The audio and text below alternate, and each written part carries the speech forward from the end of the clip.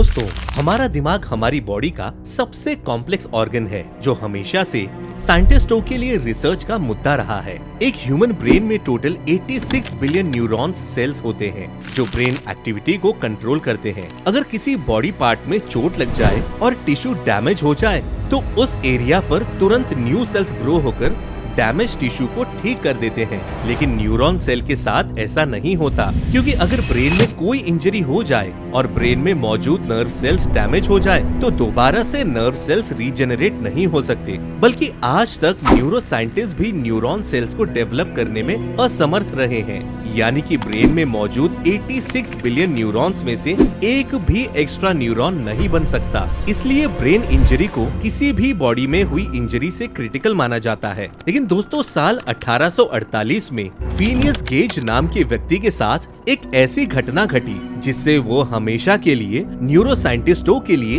एक case study और research का पार्ट बनकर रह गए। दरअसल फिनियस एक रेल रोड कंस्ट्रक्शन साइट में काम कर रहा था, जहां उसके साथ एक एक्सीडेंट के चलते एक लोहे की रॉड उसके फेस से होते हुए उसके दिमाग के आर पार हो गई। सभी को लगा फिनियस मर चुका है। जैसे तैसे करके उसे हॉस्पिटल ले जाया गया। लेकिन दोस्तों, इस भयानक हादसे के बाद भी फिनियस जिंदा था और इस बात से खुद डॉक्टर्स भी हैरान थे, क्योंकि फिनियस के ब्रेन का मेजर पार्ट और टिश्यू डैमेज होने के बाद भी वो जिंदा था और बिल्कुल सही सलामत बोल और चल सकता था। दोस्तों, अब सवाल ये उठता है कि इतनी मेजर इंजरी के बाद भी आखिर कैसे फिनियस सरवाइव कर पाया और आखिर वो कैसे आज तक न्यूरो साइंटिस्ट और मॉडर्न डॉक्टर्स के लिए केस स्टडी और रिसर्च का पार्ट बना। आइए समझते हैं इन्हीं सभी बातों को आज के इस वीडियो में। लेकिन अगर आप चैनल पर नए हैं तो ऐसी ही अमेजिंग नॉलेज के लिए सब्सक्राइब कीजिए रेडी स्टडी नॉलेज को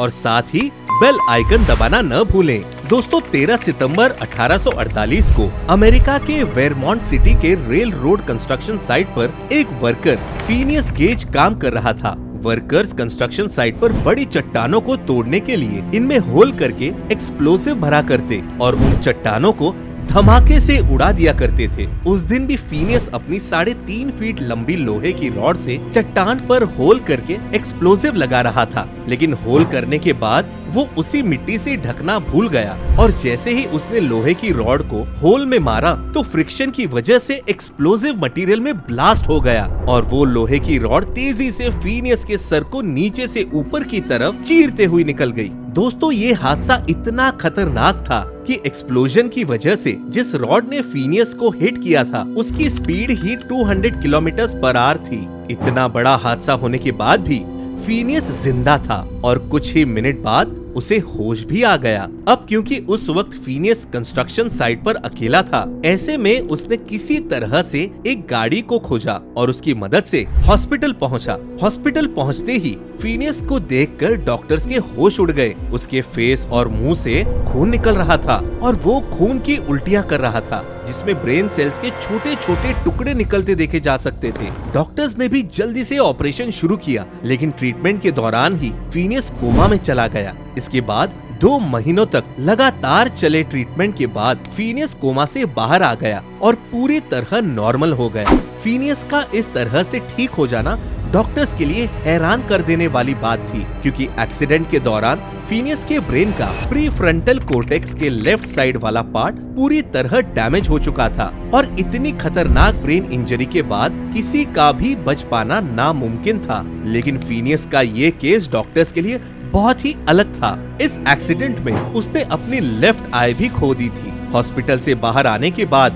अब वो अपनी नॉर्मल जिंदगी में वापस आ गया था। लेकिन अब फिनियस के लिए जिंदगी वैसी नॉर्मल नहीं रह गई थी, क्योंकि उसकी पर्सनालिटी, उसके बिहेवियर में बहुत चेंजेस आ गए थे। जो लोग फिनियस को पहले से जानते थे, उनसे बातचीत के दौरान लोगों ने ऑब्जर्व किया कि अब फिनियस का बारटो पहले जैसे नहीं रहा था। वो बहुत ही चिड़चिड़ा और गुस्सैल रहता था। कई बार छोटी मोटी बातों पर ही उसे गुस्सा आ जाता और वो लोगों से लड़ता और उन्हें गालियां देता था। जबकि पहले फिनियस बहुत ही लॉजिकल और शांत स्वभाव का आदमी था। उसका लोगों के साथ अच्छा व्यवहार रहता था। इस पूरे सिनारियो को ऐसा भी कह सकते हैं कि फिनियस की पर्सनालिटी में जबरदस्त चेंजेस आ चुके थे। दोस्तों, उस वक्त डॉक्टर्स भी इसके पीछे के मेन रीजन को नहीं जानते थे कि ऐसा क्यों हो रहा है। इसलिए फिनियस की ये केस स्टडी दशकों तक चलती रही और 1848 में घटी इस घटना को मॉडर्न साइंस के न्यूरो साइंटिस्ट ने भी स्टडी किया और उसका एक सिमुलेशन रेडी करके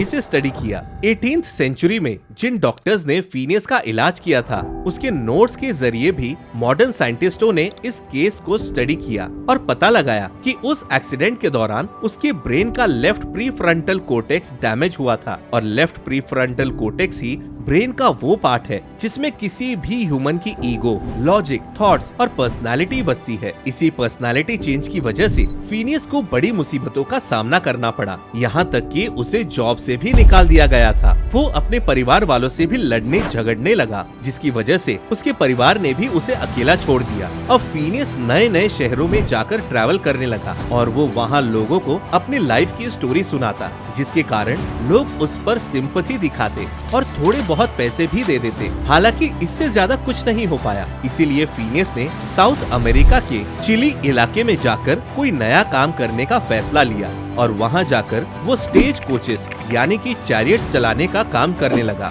हालांकि दोस्तों, चैरियट सीखने के लिए फिनियस ने अपने आप को बहुत ट्रेन किया था, क्योंकि चैरियट्स चलाना अपने आप में मल्टीटास्किंग काम होता है जो काफी डिफिकल्ट होता है। इसमें हॉर्स को हैंडल करना, उसे डायरेक्शन देना और भी मुश्किल टास्क शामिल होते हैं जिन्हें ब्रेन पूरी तरह कंट्रोल करता है। फिनियस की केस स्टडी के दौरान डॉक्टर्स भी हैरान थे कि कैसे इतनी मेजर ब्रेन इंजरी के बाद भी वो इतने मुश्किल टास्क कर पा रहा है। इस केस को ऑब्जर्व करने और रिसर्च करने के बाद साइंटिस्टों को ये पता चला कि फिनियस के ब्रेन में जो डैमेज पार्ट और न्यूरॉन्स सेल्स मिसिंग थे, उन न्यूरॉन सेल के टास्क को ब्रेन में मौजूद बाकी के न्यूरॉन सेल हैंडल कर रहे थे। डॉक्टर्स के लिए भी ये चीज काफी सरप्राइजिंग थी, क्योंकि इससे पहले डॉक्टर्स ने ऐसा कोई केस नहीं देखा था और फिनियस की वजह से डॉक्टर्स को ह्यूमन ब्रेन के बारे में काफी अच्छी अंडरस्टैंडिंग मिल पाई थी। दोस्तों, फिनियस के साथ घटी घटना के 12 साल बाद एपिलेप्टिक सीजियर यानी ब्रेन में अनकंट्रोल्ड इलेक्ट्रिकल बर्स्ट्स की वजह से उसकी मौत हो गई, जिसके बाद उसकी बॉडी को Cyprus lawn memorial park California में दफना दिया गया। लेकिन वक्त के साथ साथ फिनियस का केस बहुत ज्यादा पॉपुलर होने लगा।